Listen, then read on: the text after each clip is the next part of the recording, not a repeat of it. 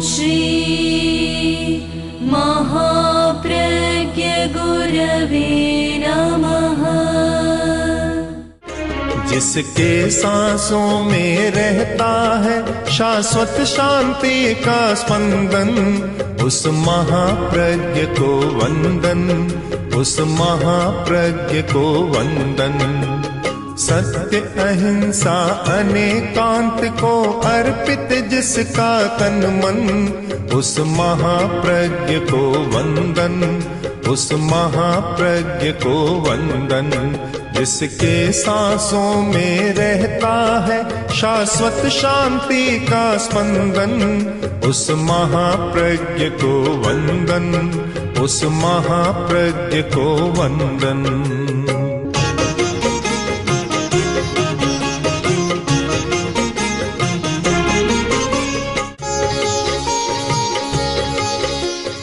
एक आदमी का चश्मा खो गया। दूसरा कोई आया कि बोलो कैसे बैठे हो, कि बड़ी समस्या हो गई क्या, कि मेरा चश्मा खो गया। तो ढूंढ लो, कि जब वह मिलेगा तब ढूंढूंगा, पहले खोजूंगा, पहले कैसे खोज सकता। अब एक बड़ी समस्या है कि चश्मा खो गया, उस चश्मे को खोजने के लिए वह पहले चश्मा मिले तब खोज सकता है, पहले कैसे खोज सकता है। शायद इस समस्या का सामना बहुत लोग कर रहे हैं। और कोई भी समस्या होती है तो जब तक उसका समाधान नहीं मिले तब तक उस समस्या को समझना कठिन है। समस्या का समाधान खोजना कठिन होता है। पहले चश्मा मिलना चाहिए। इसका मतलब है कि पहले दृष्टि हो और विचार हो। बहुत सारी समस्याएं इसलिए पैदा होती है कि आदमी विचार करना नहीं जानता, चिंतन करना नहीं जानता, और चिंतन के अभाव में समस्याएं पैदा होती है। अगर चिंतन करना जाने, विचार करना सीख जाए तो बहुत सारी समस्याएं तो अपने आप बर्फ की भांति पिघल जाती, रहती नहीं, टिक नहीं पाती। किंतु हम चिंतन करना नहीं जानते, सोचते विचारते नहीं है, और समस्या आती है और समस्या में उलझ जाते हैं या समस्या का सामना करने लग जाते हैं, और सामना करने से और समस्या का बल बढ़ जाता है। हम चिंतन करना सीखें, विचार करना सीखें। असहिष्णुता एक समस्या है, आदमी सहन नहीं करता, और वह समस्या गहरी है। और गहरी इसलिए है कि हम सहिष्णुता के बारे में चिंतन नहीं करते। यदि चिंतन करें तो समस्या सुलझ सकती है और बहुत अच्छा काम हो सकता है। अनुभव के आधार पर चिंतन के भी अनेक प्रकार बतलाए हैं कि सामने ऐसा प्रसंग आए, कोई ऐसा निमित्त मिले कि उत्तेजना आना स्वाभाविक जैसा लगे कि उत्तेजना आ सकती है, इस प्रसंग पर उत्तेजना आ सकती है। तो जो व्यक्ति चिंतन करना जानता है, जिसमें चिंतन की कला है और जिसने चिंतन किया है और चिंतन की शक्ति में विश्वास है, वह समस्या से उलझेगा नहीं, वह चिंतन शुरू कर देगा। अब चिंतन के संदर्भ अनेक हो सकते हैं। उनमें एक संदर्भ है भावात्मक चिंतन, भाव का चिंतन। कोई व्यक्ति कहता है कि तुम बहुत रद्दी आदमी हो, गलत आदमी हो। अब उत्तेजना आना स्वाभाविक है, सहिष्णुता का समाप्त होना, असहिष्णुता का बढ़ना स्वाभाविक लग रहा है। स्वाभाविक इसलिए कि मनुष्य की प्रकृति के आधार पर ऐसी प्रकृति बन गई, कोई भी अप्रिय शब्द, अप्रिय बात अप्रिय घटना आए तो तत्काल उत्तेजना आ जाए, यह स्वभाव जैसा बन गया। अब जब चिंतन करता है भाव, तो फिर वह सोचेगा कि ये आदमी कह रहा है कि तुम बहुत गलत आदमी हो, रद्दी आदमी हो, मैं निरीक्षण करूं मेरा कि ये कह रहा वह सही है या गलत है। उसने अपना निरीक्षण किया, अपनी कमजोरियों पर, त्रुटियों पर ध्यान दिया, तो फिर लगा कि कुछ अंशों में बात ठीक कह रहा है, मुझ में ये कमजोरियां है। जो इतना चिंतन करेगा फिर वह गुस्से में नहीं जाएगा, क्रोध नहीं करेगा, उत्तेजना में नहीं जाएगा, असहिष्णु नहीं बनेगा, क्योंकि स्वयं देख रहा है कि कह रहा है तो कुछ कमियां तो हो सकती है। आचार्य भिक्षु में उनके ही शिष्य जो संघ से पृथक हो गए थे, कमियां निकालना शुरू किया कि आचार्य भिक्षु में इतनी कमियां हैं, 1 2 3 4 नहीं, लगभग 154 या 157 कमियां बतलाई कि भिक्षु भिखंड जी में इतनी कमियां हैं। आचार्य भिक्षु ने स्वयं लिख लिया कि मुझ में इतनी कमियां बतला रहे हैं, और वह आज तक प्रमाण पत्र पड़ा है कि इतनी कमियां, 150 से अधिक कमियां बतलाई, और जो बतलाई वे पत्रों में आज भी लिखित है, मौजूद है हमारे पास। और आचार्य भिक्षु ने उनको बड़े हर्ष के साथ, बड़ी भावना के साथ उनको लिखा और कहा कि ये इतनी कमियां मुझ में बतला रहे। कैसे संभव है क्या ये? मैनेजमेंट का तो सिद्धांत है कि अपनी कमियां देखो। प्रबंधन का पहला सूत्र है कि अपनी कमी को देखो। जो अपनी कमी को देखना नहीं जानता वह विकास नहीं कर सकता। कोरी प्रशंसा, कोरा गुणानुवाद, कोरा अच्छा, यह विकास का रास्ता नहीं है। हो सकता है कोरा हो तो कहीं रास की दिशा भी आ जाए, उसके साथ कमियों की तरफ भी हमारा इंगित होना चाहिए। आचार्य तुलसी बहुत बार कहते थे, आज की एक बड़ी समस्या है वह यह है कि अंगुली नहीं उठ रही, अंगुली निर्देश नहीं हो रहा है। जहाँ भी भूल हो, गलती हो, वह अंगुली निर्देश हो कि देखो ये ठीक नहीं है। बस सब मौन है, सब शांत हैं, कोई भी यह निर्देश नहीं करता कमियों की ओर।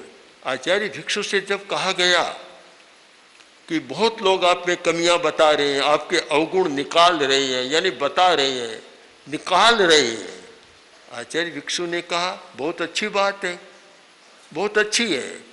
मैं तो सिद्ध तो हूँ नहीं, साधक हूँ, कमियां हो सकती हैं, तो कुछ कमियों को तो मैं निकाल रहा हूँ और कुछ वे हमारे सज्जन मित्र निकाल रहे हैं, तो बहुत सहायक है हमारे।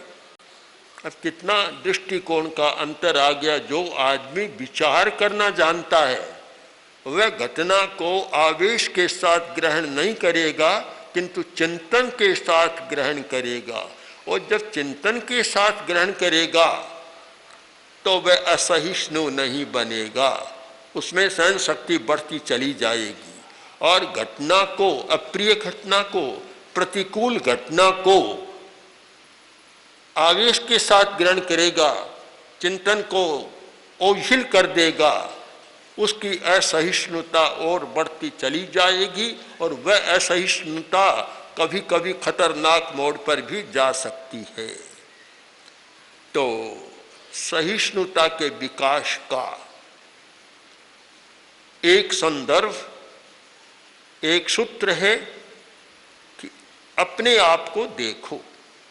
यह भावात्मक पक्ष है कि अपने आप को देखो कि जो कमी बता रहा है, जो गलती बता रहा है, त्रुटि का निर्देश कर रहा है, वह मुझ में है या नहीं।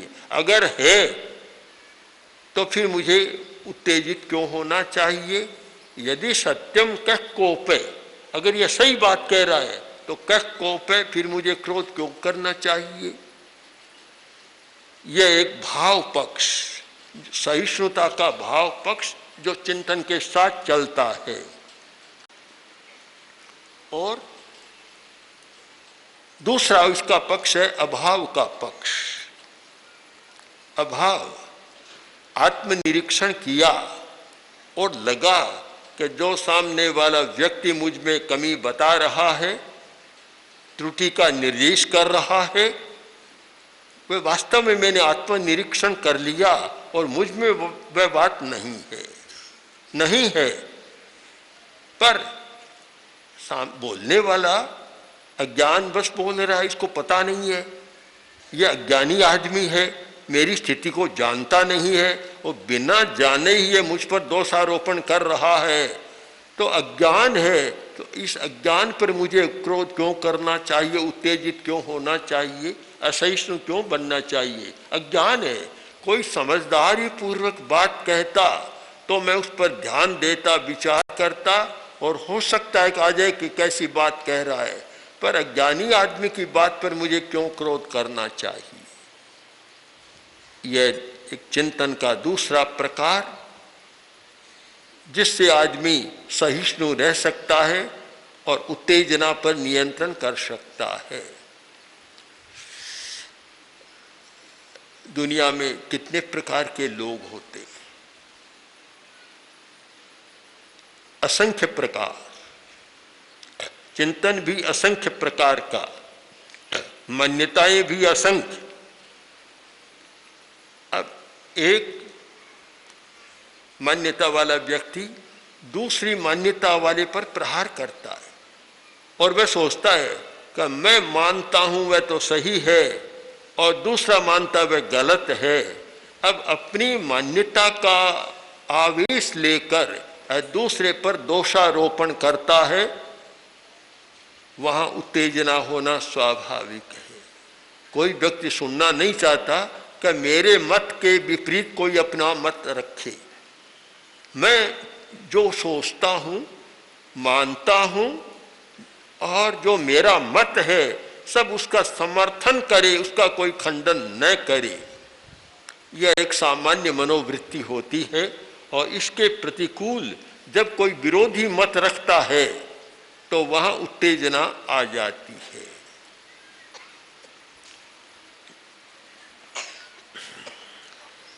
तो ऐसे प्रसंग में ये चिंतन करना होता है कि ये आदमी अपने आग्रह बस कह रहा है, तो इसका अपना आग्रह है, इसका आग्रह है, तो फिर मुझे क्यों क्रोध करना चाहिए, क्यों उत्तेजित होना चाहिए?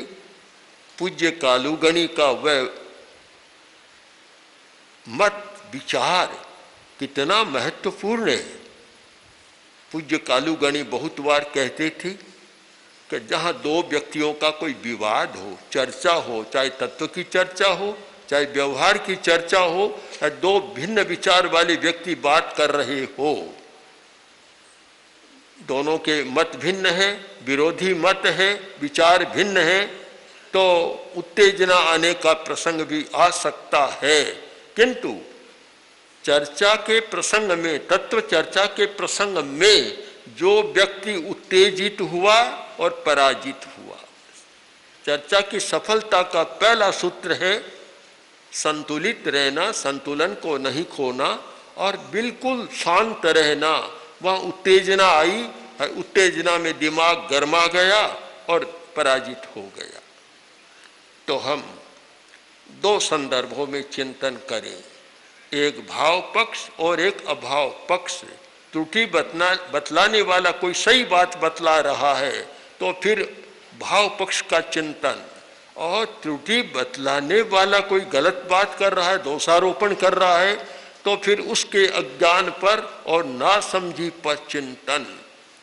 अगर कोई समझदार आदमी होता तो इस प्रकार दोषारोपण नहीं करता, साक्षात मुझसे भी बात कर लेता, किंतु ऐसा कर रहा है तो अच्छा नहीं है, मुझे ध्यान नहीं देना चाहिए। सहिष्णुता का एक संदर्भ, व्यक्ति को चिंतन के साथ कैसे सहिष्णु बनना चाहिए। और मैं मानता हूं कि जो व्यक्ति चिंतन करता है वह उतना उत्तेजित नहीं होता। उत्तेजित वही होता है जिसके पास चिंतन का धन नहीं है। चिंतन का दूसरा बिंदु कि एक व्यक्ति मुझ पर दोषारोपण कर रहा है या मेरी त्रुटियां बतला रहा है या मेरी गलतियों का प्रचार कर रहा है, तो उत्तेजना स्वाभाविक लगती है। किंतु मुझे यह भी सोचना चाहिए कि अगर उसकी बातों के आधार पर मैं उत्तेजना में जाऊंगा, आवेश में आविष्ट होऊंगा और क्रोध आदि का प्रयोग करूंगा, तो नुकसान किसका होगा, हानि किसकी होगी। बहुत बड़ा महत्वपूर्ण संदर्भ है ये चिंतन का एक बिंदु कि किसका नुकसान होगा। सामने वाला व्यक्ति तो बतला रहा है, बात समाप्त हो गई, उसने तो कहा कि यह आदमी गलत है, रद्दी है, अच्छा आदमी नहीं है, या कोई गलती और बता दी, बात समाप्त हो गई। अब मैं क्रोध करूंगा तो उसका परिणाम क्या होगा, मुझे कितनी हानि उठानी पड़ेगी। स्मृति भ्रंश है। अति क्रोध का पहला परिणाम है स्मृति भ्रंश। जो आदमी ज्यादा गुस्सा करता है उसकी स्मृति चली जाती है, स्मृति का भ्रंश होता है, कमजोर स्मृति हो जाती है।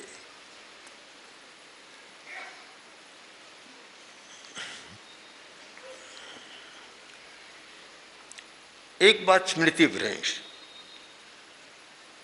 और वर्तमान के संदर्भ में विचार करें तो जो व्यक्ति एक बार क्रोध करता है उसका रक्त जहरीला बन जाता है, विस्मय हो जाता है, यह दूसरा नुकसान।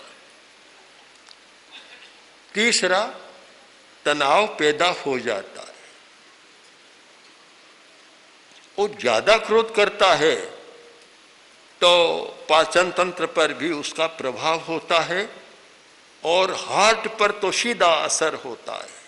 अगर मैं उत्तेजना में रहूंगा तो मैं अपनी हानि कैसे करता हूं, इसका भी मुझे चिंतन होना चाहिए कि जो ज्यादा क्रोधी आदमी है उसका हृदय कमजोर हो जाएगा। हार्ट अटैक के कई कारण हैं, हृदय रोग के अनेक कारण हैं, उनमें एक कारण है क्रोध का भयंकर आवेश, उत्तेजना, असहिष्णुता, यह भी बहुत बड़ा कारण है। तो ये सारी समस्याएं जो आरोप लगाने वाले को भुगतनी पड़ेगी या मुझे भुगतनी पड़ेगी। इस प्रकार का गहरा चिंतन करे तो व्यक्ति शांत रह सकता है। ये चिंतन बहुत सहायक बन सकता है और बड़ी शांति रह सकती है और हर घटना को हंसते हंसते झेल सकता है, कभी आविष्ट नहीं होता और कभी तनाव में ग्रस्त नहीं होता। तो क्रोध के परिणाम का चिंतन, यह चिंतन भी बहुत हमारा सहायक होता है।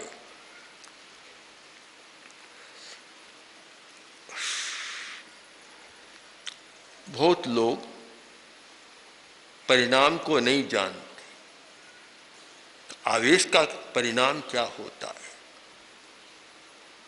हमारी जितनी शक्ति है और मनुष्य में जितनी रचनात्मक और सृजनात्मक शक्ति है उसका 50% भी उपयोग नहीं होता।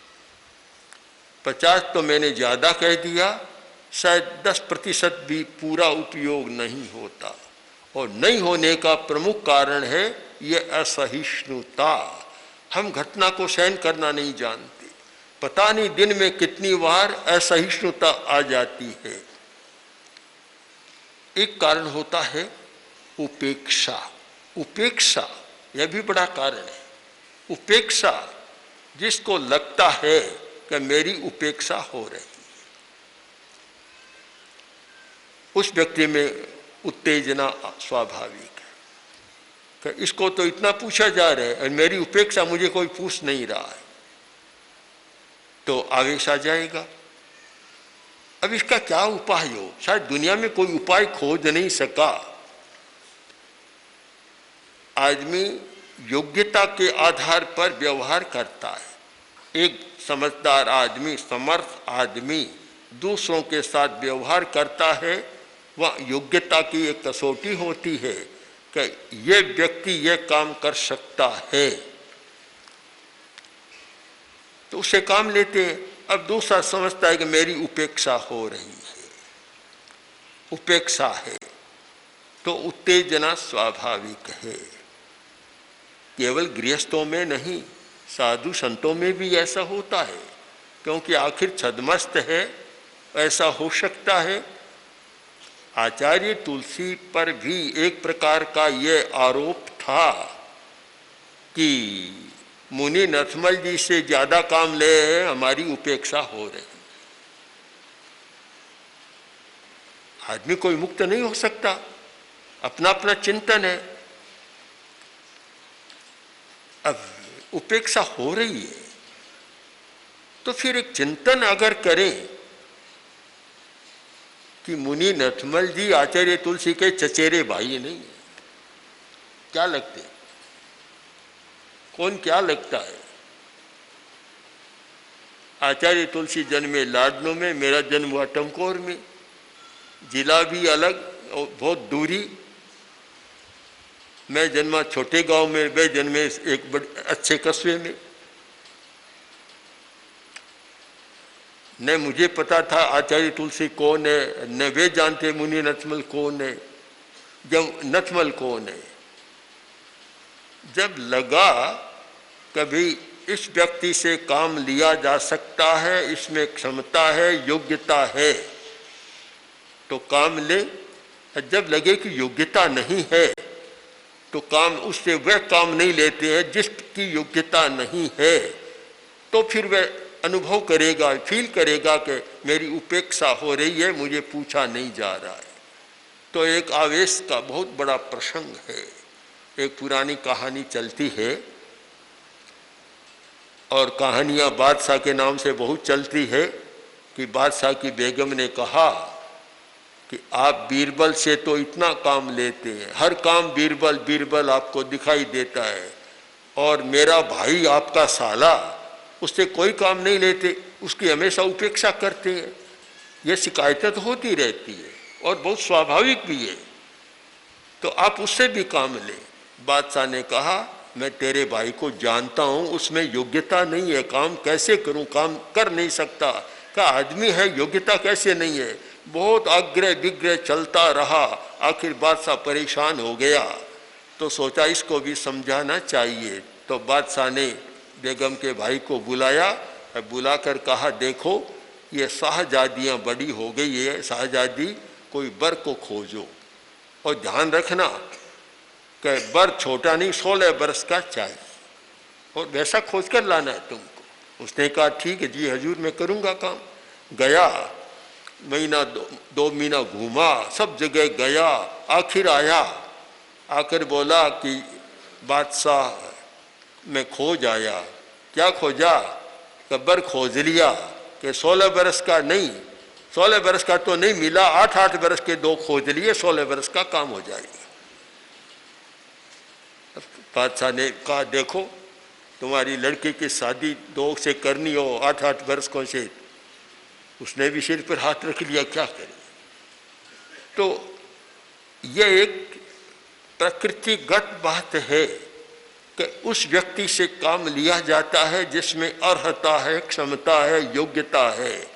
तो आसपास में रहने वालों को यह लगना स्वाभाविक है मेरी उपेक्षा हो रही है, मुझसे काम नहीं लिया जा रहा है। उस समय हमारा एक चिंतन होना चाहिए कि एक व्यक्ति से काम लिया जा रहा है, मुझसे वह काम नहीं लिया जा रहा है, तो शायद हो सकता है कि मुझ में वह क्षमता न हो, मुझ में वह योग्यता न हो, और है तो मेरी योग्यता सामने न हो, प्रकट न हो। अगर वह चिंतन करे तो आवेश में नहीं जाएगा, उत्तेजना में नहीं, असहिष्णु नहीं बनेगा, किंतु शांति के साथ उस बात को झेल लेगा। और ये चिंतन नहीं है तो फिर आवेश में जा सकता है और असहिष्णु बन सकता है। श्री महाप्रज्ञ गुरवे नमः। ओम श्री महाप्रज्ञ गुरवे नमः। ओम श्री महाप्रज्ञ गुरवे